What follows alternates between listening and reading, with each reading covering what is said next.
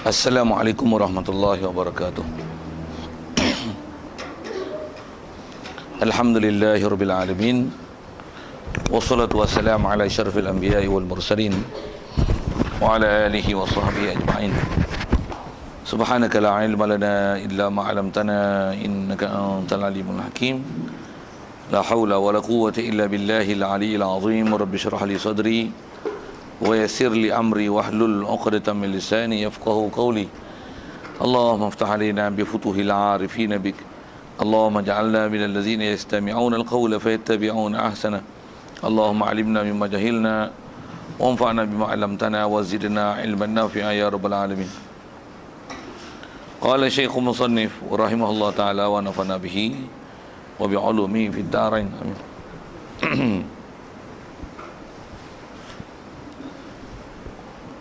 Kita di muka surat 6 rasanya. Kata Musannif rahimahullah ta'ala, soal berapa perkara rukun Islam? Jawabnya, rukun Islam itu 5 perkara. Pertamanya, hadirin sekalian, pertama sekali syukur terima kasih kita ke Allah Ta'ala. Kesyukuran kita pertama sekali di atas nikmat hidup yang masih Allah Ta'ala beri. Syukur di atas hidup yang Allah Ta'ala beri ke kita dalam keadaan Islam. Yang kita dah Islam sejak pada lahir lagi, mak ayah kita Islam, maka Islamlah kita. Syukur banyak-banyak nikmat itu. Lebih-lebih lagi syukur kita Allah Ta'ala mudahkan kita dan lorongkan kita ke majlis-majlis ilmu yang tak ramai orang yang dapat kemudahan itu dan dilorongkan ke majlis-majlis tersebut. Kita orang Ta'ala pilih untuk ke majlis ilmu, bersibuk dengan ilmu, berbimbang dengan ilmu, nak sentiasa menambah ilmu, kasih dan cinta dengan ilmu. Syukur banyak-banyak Allah Ta'ala berikan kecintaan dan kekasih itu, yang dengan ada ilmu tersebut dapat kita membenarkan semua ajaran yang dibawa datang oleh Nabi kita Muhammad sallallahu alaihi wasallam. Yang dengan kita membenarkan di hati apa saja ajaran dibawanya, maka hasillah kepada kita iman. Kerana nak dikatakan iman itu adalah membenarkan di hati apa saja perkara yang dibawa datang oleh Nabi kita Muhammad sallallahu alaihi wasallam tanpa ada membangkang ataupun menolak, apatah lagi mempersenda, memperolok ataupun mempermain-mainkan apa yang dibawanya.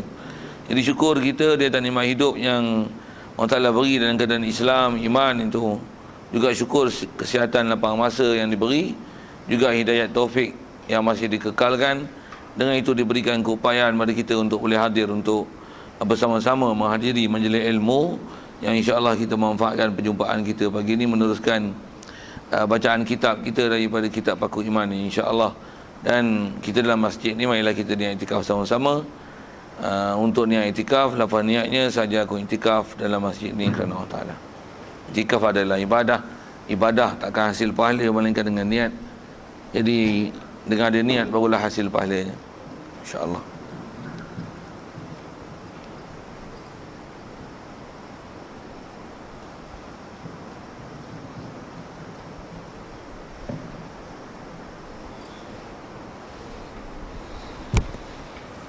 Kata Musannif rahimahullah ta'ala, soal berapa perkara rukun Islam.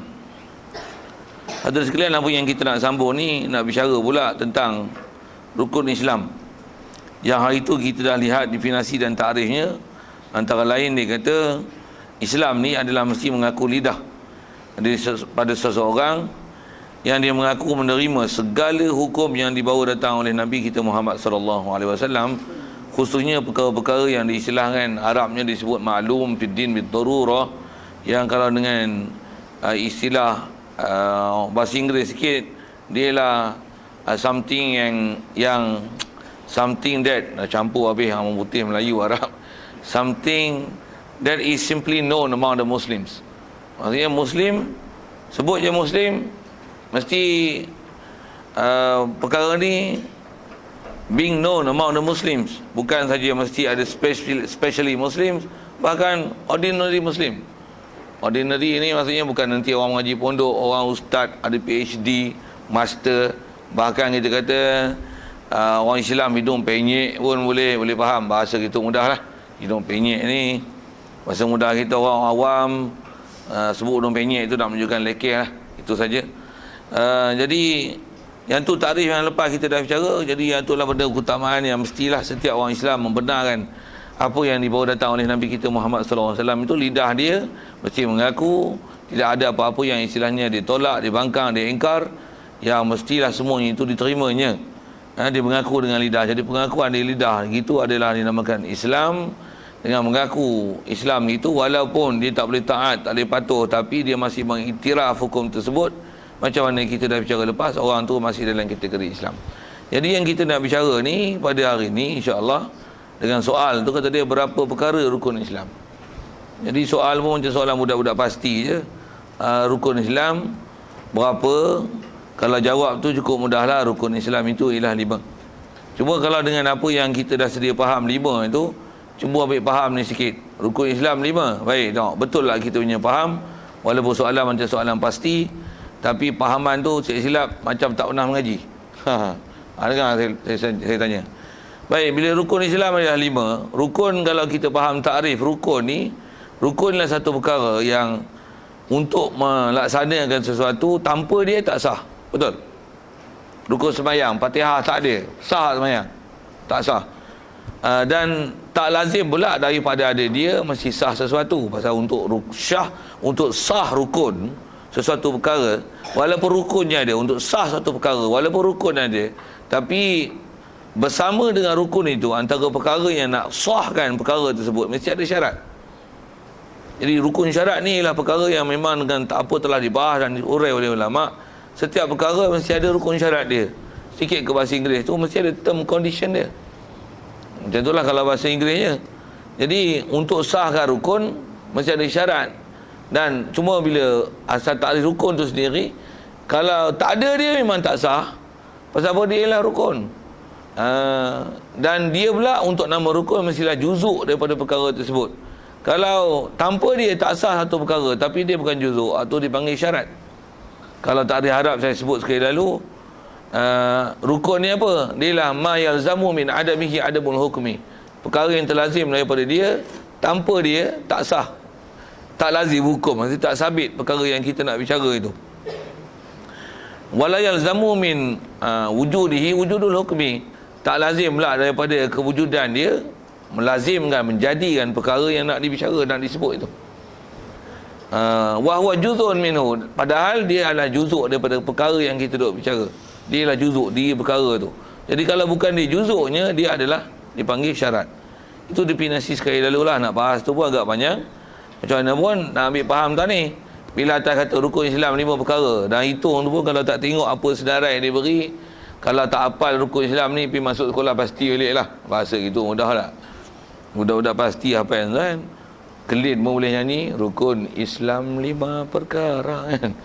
Dia pun boleh nyanyi, takkan kita tak reti. Macam mana pun kadang-kadang boleh bilang tapi tak faham. Tu saya kata kadang pelajaran soalan-soalan pasti, tapi kefahaman tu macam tak pernah reti. Okey. Mana dia tak pernah reti tu? Baik, tak semayang kafir tak? Semayang ni rukun Islam tak? Okey, bagus. Takkan tak faham tu tak? Tak semayang kafir tak?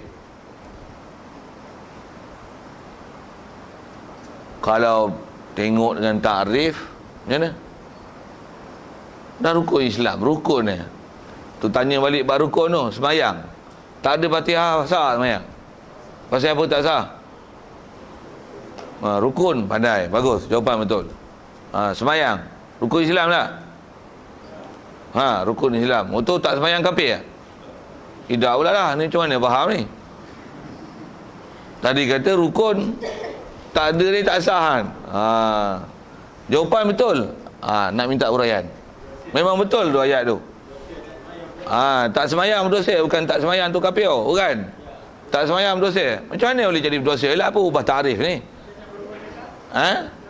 Tak mau dengar cakap tu, saya dengan ayat takrif tu. Kita bukan kelari masalah tak mau dengar cakap.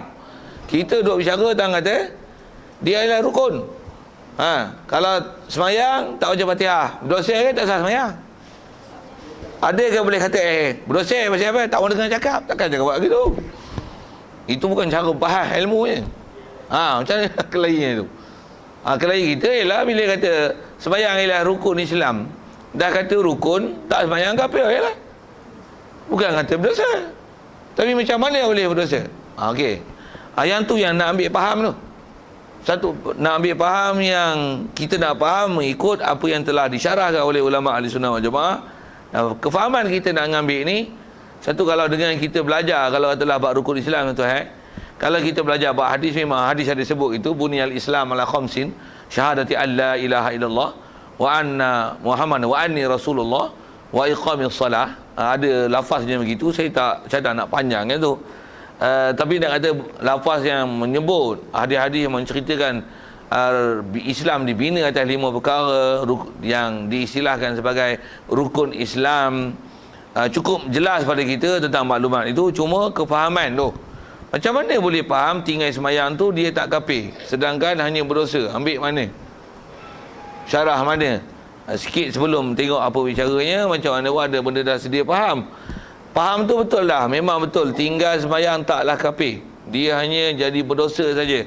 Ambil mana? Kerana berdasarkan hadis-hadis lain dan ada ayat Quran yang lain yang menunjukkan bahawasanya memang dengan hanya meninggalkan sembahyang dia tak malah menjadi kafir, bahkan hukum orang yang asi, berdosa saja. Satu, nak faham hadis dia tak boleh hanya satu hadis. Satu, kita belajar macam kitab tauhid, kitab fiqh, apa saja kita belajar yang ulama dah proses. Kitab tasawuf, kita belajar ni ialah belajar yang telah diproses. Kalau dia syarah pun syarah yang telah diproses, jadi senang faham. Dan insya-Allah faham tak silap. Pasal apa? Pasal mereka ialah orang yang pakar-pakar, yang kalau kita lihat pun dalam kitab dia kadang-kadang tak pernah sebut ayat Quran, tak pernah sebut hadis, tapi dia sebut intipatinya. Ni apa dia? Kau ambil faham je. Pasal apa? Nak ambil faham tu, nak bahas satu hal, perlukan ilmu yang banyak. Macam mana pun saya nak sebut, nak kata untuk faham perkara ni dia kena tengok hadis macam-macam lah. Hadis pula tuan-tuan, kalau istilah nak faham hadis ni, kalau nak tengok dalam hadis, terjun dalam ilmu hadis, istilahnya kena bergomoi. Kena bergomoi ni alat mesti cukup. Tak cukup alat, macam berenang di lautan. Kalau berenang di lautan tak ada kemahiran berenang, macam mana? Lemah tuan-tuan. Apatah lagi nak berenang lautan, bukan Laut Cina Selatan, lautan nak buh bila lah. Bukan Laut Cina Selatan, lautan Atlantik, dalam laut besar. Betul? Sejuk pula. Tengah-tengah mampu tu. Tu berenang. Kalau menyelam macam ni, tak ada alat, kau masuk je laut, mati. Pasal apa? Alat tak ada. Itu kiasan kepada tak faham lah. Nak belajar hadis, nak faham hadis, masuk belajar hadis, alat tak ada, mati. Apa maksud mati? Tumpah. Bahasa Perak tu kan. Apa maksud tumpah tu? Gagal memahami apa yang sepatutnya. Yang tu yang sesat banyak tu. Zaman sekarang tu orang banyak mengaji tu. Arab tak kerti, fiqh tak mengaji, tauhid tak mengaji, tasawuf tak mengaji. Tiba-tiba ngaji hadis tak bersih. Sikitlah nak ke situ. Baik. Jadi dengan kita bicara ni, memang tinggal sembahyang berdosa, tak kafir. Kalau kata berdosa, habis tu kalau kita bahas balik tentang rukun tu, itu rukun Islam. Itu makna apa rukun tu? Situ nak bahas. Memang perkataan disebut rukun, Rasulullah sebut rukun. Atas sebut ulama, rukun tu disyarahkan dia bukan rukun dengan ta'rif fiqh yang kita selalu dengar yang dah sebut awal tadi, tapi rukun itu adalah dengan makna perkara besar. Kalau istilah Arab, ulama-ulama kita syarahkan rukunul Islam atau arkanul Islam tu, arkan tu kalau dengan rukunul mufrad tu dihuraikan dengan ma'zam, maksudnya perkara besar. Dia bukan rukun dengan takrif rukun, tapi rukun dengan makna perkara besar. Yang kita kadang-kadang kalau bahasa Melayu ambil bahasa sedap sikit, tiang seri, tu bahasa tiang seri. Tiang nak bagi seri, lah Melayu ni kadang bahasa kadang susah kan nak bagi huraian tu. Dah ada ambil pakai lah. Tiang seri ataupun tiang utama. Memang ada isyarat dirikan sembahyang, runtuh agama apa dan sebagainya, tapi isyarat tu menunjukkan dia benda besar, tak boleh dimudah-mudahkan, tapi taklah meninggalkan dia kafir. Nak sebut itu. Jadi kalau itu rukunun dengan mana ma'azam, kalau arkan dengan mana ma'azim, maksudnya perkara-perkara yang besar, perkara yang asas, perkara tonggak dalam Islam, yang apa-apa pun kita nak tengok baik buruk seseorang, nilaikan dia di atas solat itu saja. Kalau ada hadis-hadis pun yang menjemput dengan lafaz-lafaz seolah-olah meninggalkan sembahyang tu kafir, hendaklah disyarahkan dengan betul dan ditanggung hadis tu kepada makna yang sepatutnya ditanggung. Pasal ada hadis lain yang dengan apa penyertaan kita sebut ni, kata dengan tinggal sembahyang taklah kafir. Taklah kafir. Saya saja nak ke sembahyang tu, pasal bab syahadah tu dia ada benda nak bahas sikit. Nak ke sembahyang dulu. Begitu juga sama hukum sembahyang ni, sembahyang, puasa, zakat, haji.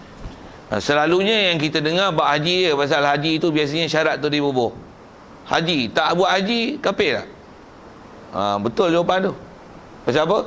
Dah tak mampu, kita bubuh syarat tu betul. Adakah bab haji saja syarat gitu? Tak, semua sama bab tu. Semua. Bahkan memang syarat ada. Syarat semua, belanjaan semua cukup. Memang sepatutnya dia pergi haji. Memang haji wajib atas dia. Tapi dia tak pergi haji, kafir tak? Tidak. Begitu juga puasa, begitu juga zakat. Kita sebut tadi sembahyang. Memang dia boleh buat tapi tak buat. Adakah kafir? Tidak.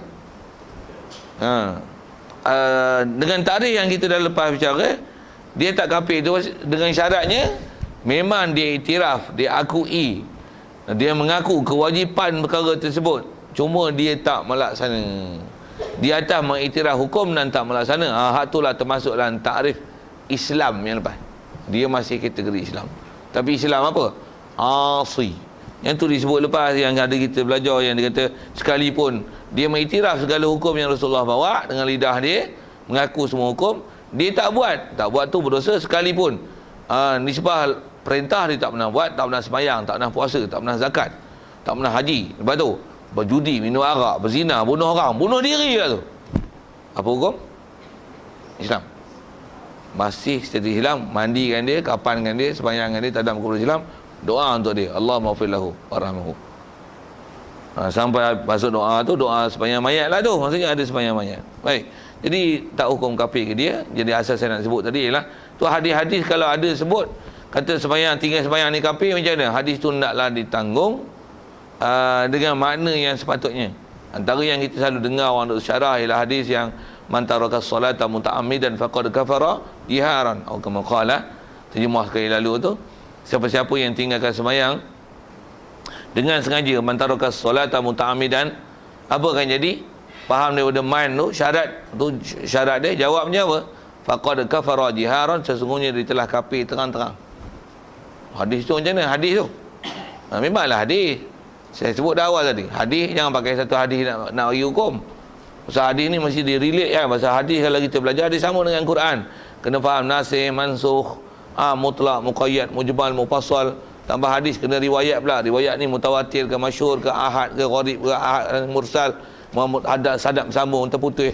Macam-macam, mudlah, tak mudlah. Tak ada ilmu hadis tumpah je. Kalau ada pun, kalau takat Bukhari je tak cukup. Memang Bukhari hadis sahih, tapi Bukhari ni dia orang belakang.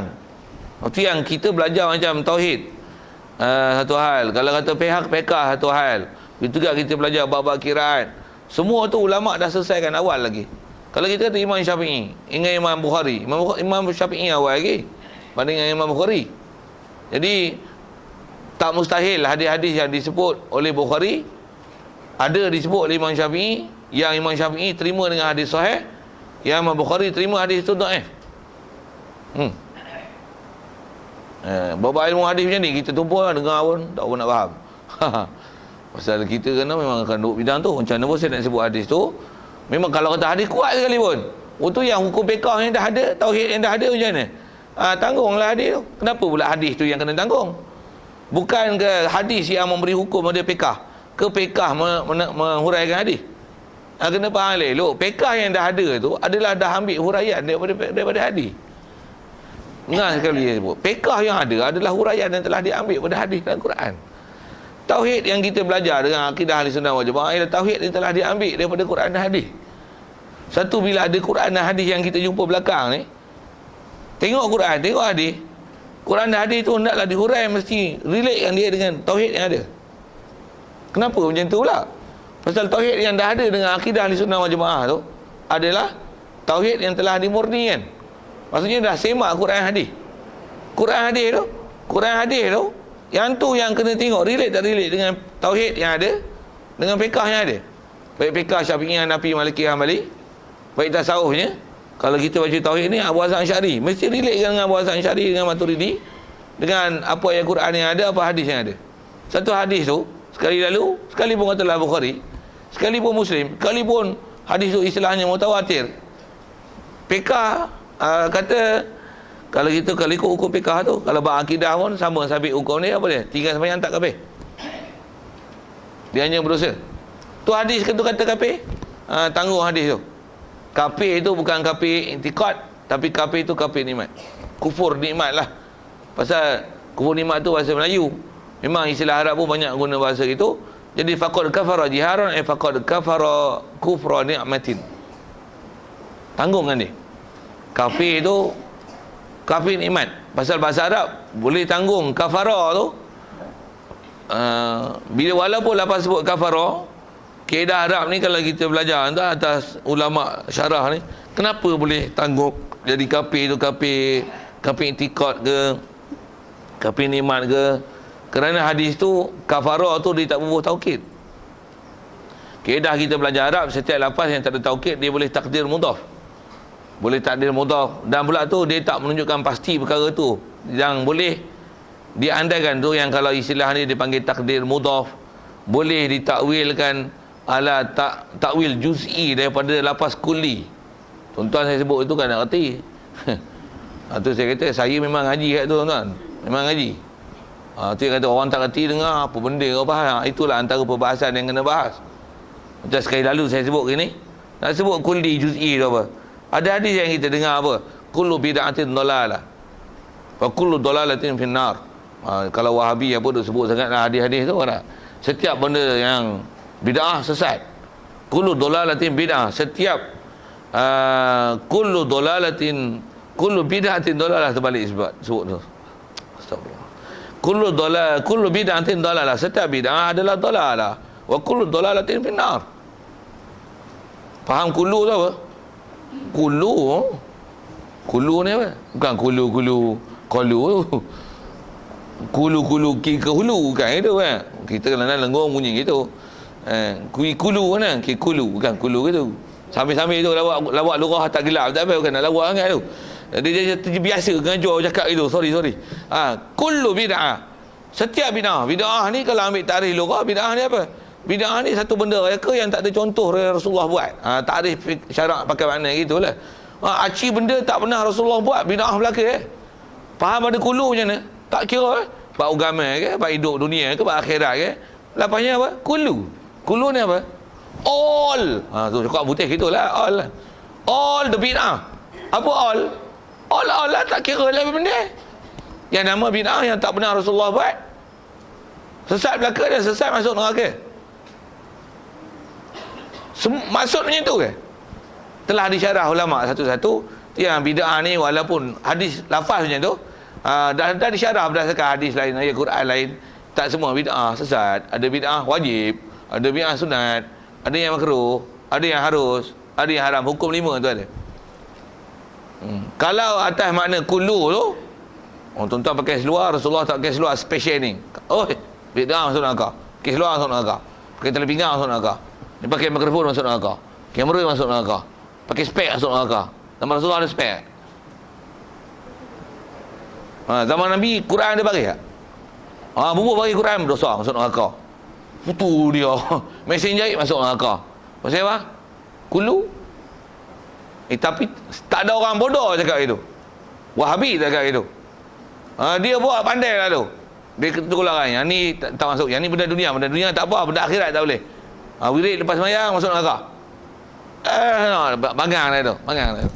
Mula saya nak sebut bangang ni. Memang tujuan mu antara nak sebut tu nak sepak kat dia. Pasal orang tu yang menjadi masalah mensyarahkan hadis tak betul tu. Hadis-hadis ayat Quran ni pun ada. Pasal ada tuan-tuan. Kalau ni sebab ustaz pun ada juga ustaz tak cukup skill. Dia baca hadis ya. Ilmu hadis tak cukup. Bila tak cukup skill tu, dia nak syarah, nak bagi hukum berdasarkan hadis. Fiqh tak usah ngaji, tauhid tak usah ngaji, yang ulama ada proses ni, yang pakar-pakar ni.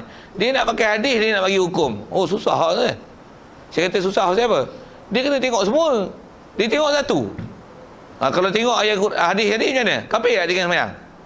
Kafir? Padahal ulama sepakat lah tak kafir. Sepakat kan? Bukan seorang kata, sepakat tak kafir. Tu hadis tu yang kata, walaupun dia hadis mutawatir ke apa ke, tu hadis macam mana? Kena takwil hadis tu. Tak apa istilahnya tak takwil, panggil ihtimal. Faqad kafara jiharat ay faqad kafara kufra ni'mah. Dia kafir kufur nikmat saja. Terang-terang kufur nikmat. Maksudnya nikmat yang diberi pada dia yang sepatutnya dia kena sembahyang, sampai tahap pada tak sembahyang, kafir itu tidak. Dia berdosa. Macam mana pun apa saya nak sebut tu nak menunjukkan hukum apa kita bicaralah. Yang kata walaupun rukun Islam dia mana rukun, walaupun dia lafaznya rukun, tapi rukun dalam bab Islam ni, rukun dalam bab sembahyang, puasa, zakat, haji itu rukun, bukan makna rukun. Rukun yang bermakna rukun hanya pada yang pertama, kalimah syahadah. Tu pun rukun bermakna rukun hanya untuk orang kafir dan masuk Islam. Itu saja rukun. Adapun kita orang dah Islam, untuk jadi Islam tak jadi rukun antara kita untuk mengucap kalimah syahadah untuk kita jadi Islam. Tanya balik dah apa yang realiti kat kita. Kita Islam tak? Jawab elok. Islam tidak kot. Bila yang kita dengan rasminya kita mengucap kalimah syahadah itu jadi Islam. Bila ingat tarikh? Siapa ingat? Tak ada tarikh. Tak ada tarikh masuk Islam bila? Tak ada. Melalui orang tua. Syarat bukan rukun kan? Mesti mengucap kalimah syahadah. Itu soalnya. Dengan orang tua tu betul.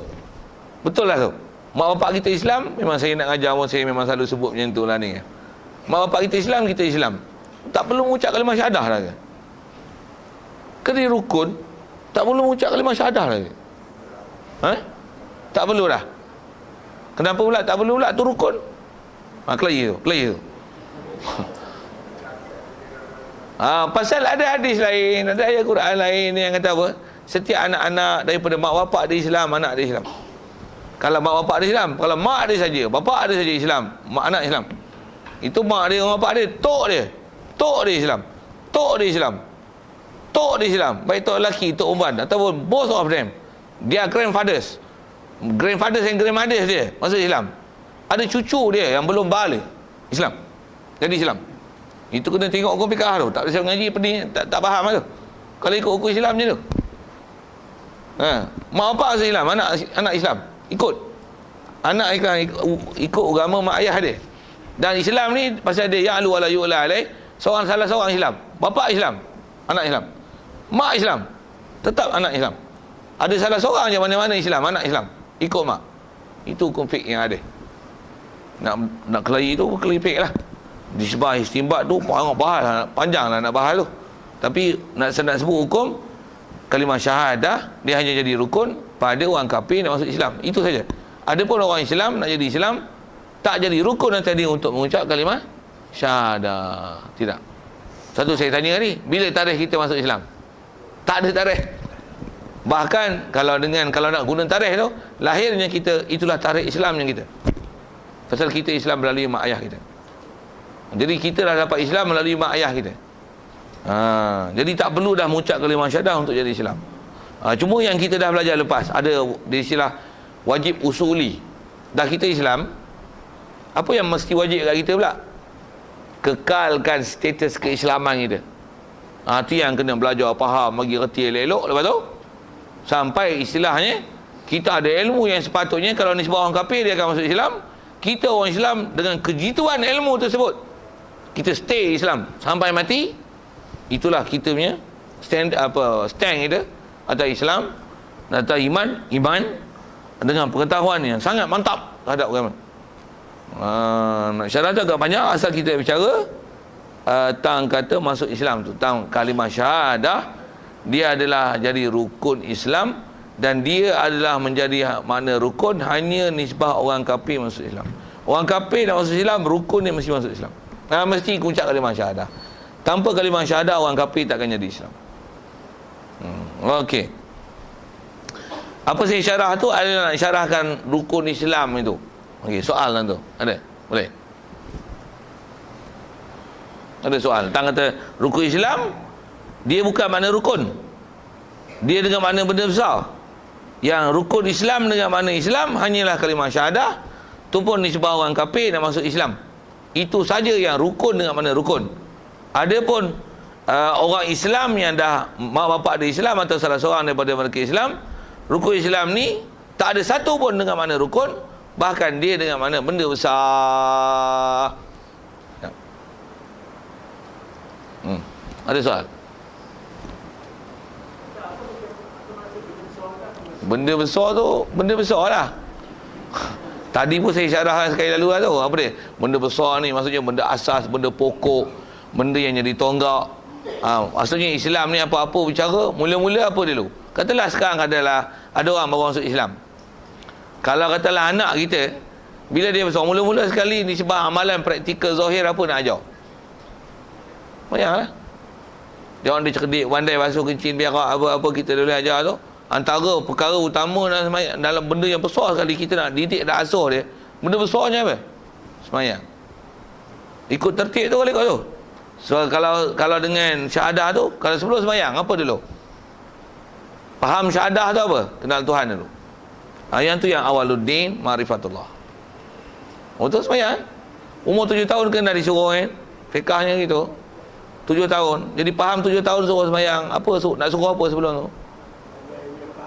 Akhlak apa ya, pahaman keagamaan, akhlak, tingkah laku, pergaulan pun dah biasa ajar lah. Tapi 7 tahun dah disuruh. Dan pergaulan tu antara nak diajar apa? Buat Tuhan dulu. Ajarlah kecil-kecil. Tuhan kita siapa? Allah. Kita ikut apa? Ikut Nabi Muhammad. Buat majlis Maulidur Rasul tu. Orang tanya, abah-abah ni apa? Abah?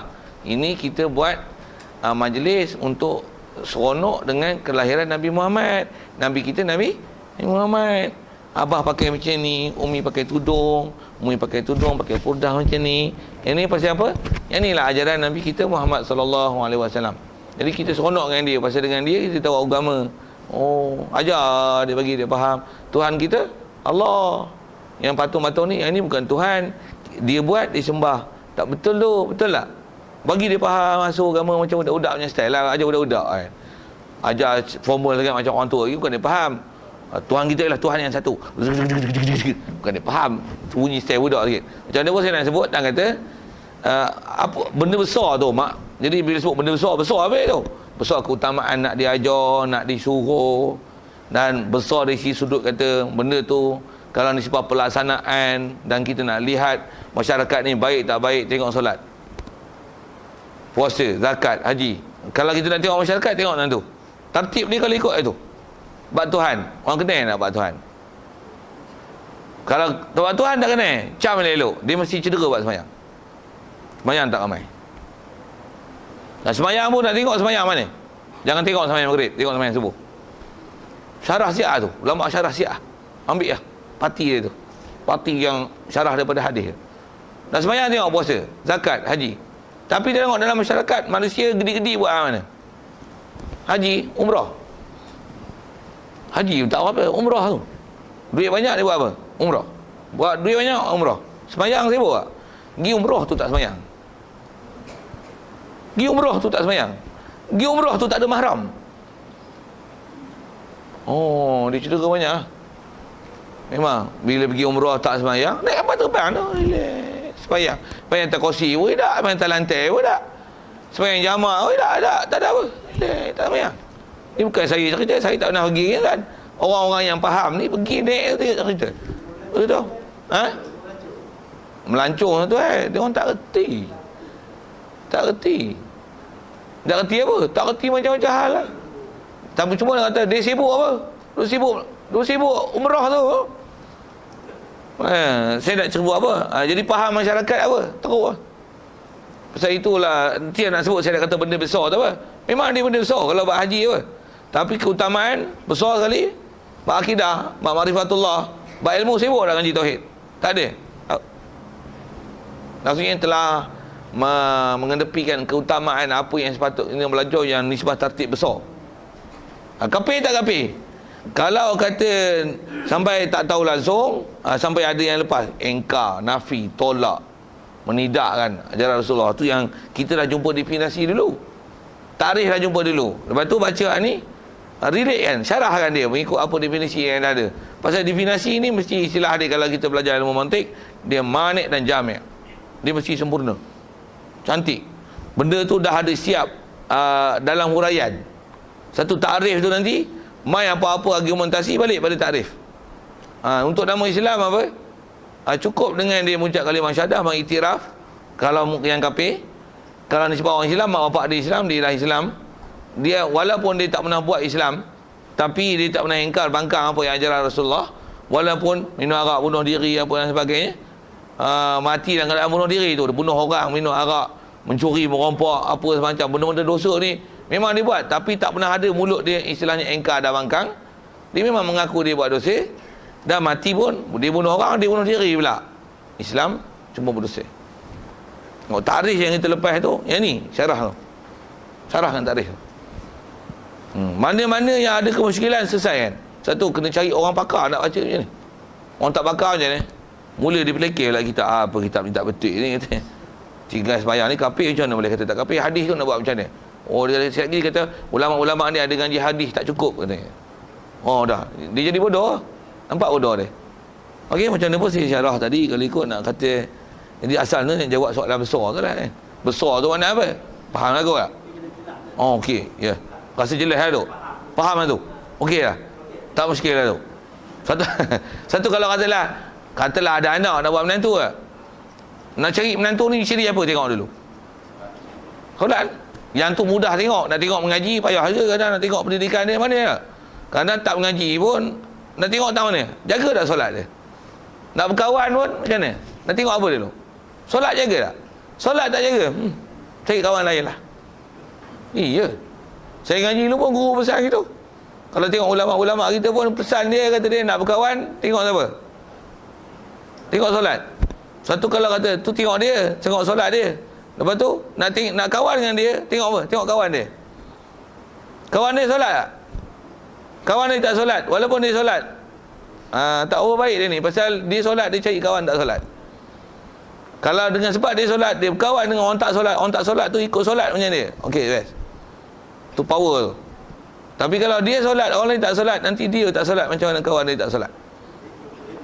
Biasanya terikut itu. Satu nak tengok orang, tengok kawan. Dan tengok dia, tengok solat dia. Solat dah besar sekali. Puasa, sebelum puasa tengok solat tu. Macam mana pun tertib-tertib tu dia bawa jadi panjang. Tapi tertib tu pun kalau ikut adalah keutamaan. Kalau saya syarahkan sikit, disebut dengan syahadah, maksudnya kenal Tuhan dulu, semayang, puasa. Itu yang saya sebut sekali lalu tadi. Kita orang Melayu kita ni, dia banyak terbalik lah dari segi keutamaan. Tu sibuk umrah, sedekah, kadang zakat tak bisa pergi ngaji pun, dia tahu berterah. Tu semayang dengan puasa, dia utama puasa. Anak-anak kecil-kecil lagi dah dilatih puasa, tapi semayang tak peduli. Anak-anak dah diasuh kecil lagi mengaji Quran, tapi bab Tuhan tak diajar. Quran boleh baca. Kadang-kadang jaga kecil-kecil ngapai Quran, tapi akidah belum betul. Itu yang tahu apa nak ngapai tu. Keutamaan tu. Enggak. Tu sebab hak dia orang nak ngaji. Kecil-kecil dah ni hantar ngapai Quran. Bagus ngapai tu. Bagus yang ngapai Quran. Nak angguk orang tak apa nak buat ni. Bagus juga, tapi aku tak benda mak bapak aku yang suruh ngapai ni kata. Apa faham itu? Apa faham itu? Dia pun tak faham mengapa kena ngapai Quran. Dengar elok. Mereka dengar elok. Oi, jangan tidur. Kalau tak tidur tu bagus. Pasal mereka kena. Kenapa kena ngapai Quran pula? Apa pula kena ngapai-ngapai pula? Orang lain tak ngapai pula, kami kena ngapai pula. Orang sekolah kebangsaan ada sijil apa-apa, dapat 5A, nak kami tak ada AA apa pun. Lu I kami, dia orang semua AA, kami I. Tengok PMR pun tak ada PMR. Apa ni? Nak belajar apa ni? Kenapa apa-apal pula? Tak apa pula kena pukul, kena rotan pula ni, kena denda ni, bangun pagi, tahajud pula. Apa tahajud pula? Dia tak faham agama punya. Dia tak faham ketuhanan. Dia tak faham tentang kecintaan ke Rasulullah. Ajar akidah tu. Tu yang kalimah kuliah tauhid dia orang tu kena bagi power. Bagi tauhid elok-elok, macam mana? Hak tu kita tak payah suruh dia bangun tidur, dia bangun. Pasal apa? Dia power lah. Pasal apa hafal Quran? Kita orang Islam hafal Quran lah. Takkan nak hafal buku gila-gila katanya. Best tuan-tuan. Baca buku upin-ipin, apa tu, mengarut kemelayuan aja. Kita orang Islam lah. Bunyi macam cakap orang asli. Orang asli faham Islam. Ini orang Islam tak faham Islam. Sikitlah syarah ke situ. Nak cerita apa? Faham ke apa? Faham akidah. Bila faham akidah, tu yang dicari agama. Kita ni asok dengan ajar agama, tapi akidah tak diajar. Suruh semayang, walaupun tahu semayang. Pasal apa tak mahu semayang? Tak faham akidah. Tak faham ke Tuhan, tak faham ke Rasul. Tak faham ke akhirat, tak faham dunia ni buat apa, nak ke mana. Bila tak faham situ macam mana? Suruhlah semayang, tak semayang je. Kepung dia, lari. Nah, tak dalam desah tak apa. Kepung pakai tudung yang perempuan lah. Pakai sorban, pakai jubah. Balik rumah, naik bas macam mana? Ni buka kepiahan. Sepoket. Sorban mampu tak pakai. Yang kata sorban, kopiah buka berpoket. Jubah, dah lah orang lain pakai seluar ni. Balik rumah bawa minyak. 3-4 bulan pula ada ekor rambut panjang lah. Pasal apa tu? Akidah tak faham. Hafiz Quran tu, masuk kelas tapi tu pergi menasah, wah ke jubah ke sopan, cik bagus ya. Ya Hanana, ya Hanana. Keluar tu macam mana? Aku cinta padamu, kau cinta padaku. Boleh benin-benin. Pasal apa? Tak ada jati diri dengan akidah. Sikit lah macam tu. Nak sebut apa? Tu yang kita tengok balik apa masalah masyarakat kita ni. Satu tuan-tuan, sikit kalau masih lagi ke situ, nak pulihkan masyarakat macam mana? Kena balik ajar Islam akidah balik. Ajar bab ketuhanan bagi betul, bagi faham ke Rasulullah betul. Baru nak pulih balik Islam kita tu. Okey? Itu yang kita nak ngaji balik tu. Tambah zaman sekarang ni memang orang tak mau belajar dah pun menunda itu. Memang kita jumpa ni insya-Allah. Baik. Mana kita ni baru cerita satu benda. Rukun Islam itu 5 perkara. Saya cerita itu. Jam pun mati. Betul jam ni. Jam ni kadang disewil sikit, kena katuk dia tu. Tapi taklah jam automatik, pakai bateri, tapi bateri sewil. Apa cerita ni? Rukun Islam itu 5 perkara. Baik, pertama berkata asyhadu. Berkata tu kita sebut dengan Arabnya mengucap kan. Berkata mengucap tu, cuma Melayu ni nampak mengucap tu macam mana? Official sikit. Ucap apa? Ucap. Ucap berkata tak? Memberi ucapan, memberikan perkataan. Kita berkata asyhadu. Orang mengucap lah. Ucap kata sopel lah weh. Tu Melayu ni kena tumpul bahasa sikit. Macam mana pun berkata untuk jadi Islam ni dia asyhadu. Mengikut fiqh Syafi'i kita mesti ada asyhadu. Macam mana pun baca sekali lalu ayatnya tu, asyhadu an la ilaha illallah wa anna kalau ikut asal syahadah ada asyhadu kat di situ. Wa asyhadu anna Muhammadar Rasulullah. Kita kalimah syahadah ni mesti ada dua-dua tempat tu asyhadu. Asyhadu an la ilaha illallah wa asyhadu anna Muhammadar Rasulullah. Kalau ikut sepatutnya ada asyhadu di situ. Pada Muhammad pun wa asyhadu anna Muhammadar Rasulullah. Baik, maknanya kalau dengan terjemah tu asyhadu tu apa? Aku bersaksi. Maksud saksi tu apa? Aku mengaku dengan lidah, aku membenar dengan hati akan bahawasanya tiada ada Tuhan yang disembah dengan sebenar melainkan Allah. Sedia maklum terjemah tu cuma nak perhati sikit tang untuk jadi sah dan dijadi rukun, khususnya orang kafir dan masuk Islam. Memang syarat kita kalau khususnya fiqh Syafi'i kita, lafaznya mesti asyhadu, mesti ada. Semata-mata la ilaha illallah tak memadai. Pasal ambil pada hadis yang Rasulullah, sedikit syarah ke hadis tu, Rasulullah memang awal-awal perkataan dia qulu la ilaha illallah. Qulu la ilaha illallah. Katakan la ilaha illallah. Ambil mana asyhadu? Ambil pada perintah qulu. Asal mana qulu apa? You must say disebut. Memang kalau asal qulu tu katakanlah, terjemahlah kan. Kata ni just say only kan. Terjemah translation say. Tapi kalau tanya sikit, why must he say this word? Saja tanya orang putih bagi tajam makna. Why must he say this word? Why? Surely somebody who say la ilaha illallah mesti dia mengaku, dia iktiraf, dia percaya apa yang disuruh, diperintahkan dia cakap, baru dia akan cakap. Orang tak akan cakap apa benda yang benda tu dia tak percaya dan dia tak berpegang dengannya. Yang tu ulama syarah panjang tu, dah disyarah ulama. Apa makna qulu? Ai asyhadu. Ambil faham daripada perintah Qulu. Saya nak syarah tu memang tuan-tuan kena ahli dia, duduk betul dengan lughah. Saya boleh cerita memang saya ngaji macam tu kan. Tapi cerita ke awam-awam ni kita muntah hijau je. Macam mana pun sekali lalulah ke situ untuk fahamkan dan nak syarahkan asyhadu tu yang diterjemah. Dan dia bagi huraian ini, bukan terjemah, dia hurai. Asyhadu tu kata apa? Dia terjemah tu saksi aku dengan mengaku dengan lidah, membenar dengan hati. Buat dua perkara dia sebut. Untuk jadi sah Islam, kalimah syahadah tu mesti lidah mengaku lagi hati. Hati tu nanti insya-Allah kita jumpa dalam bab iman.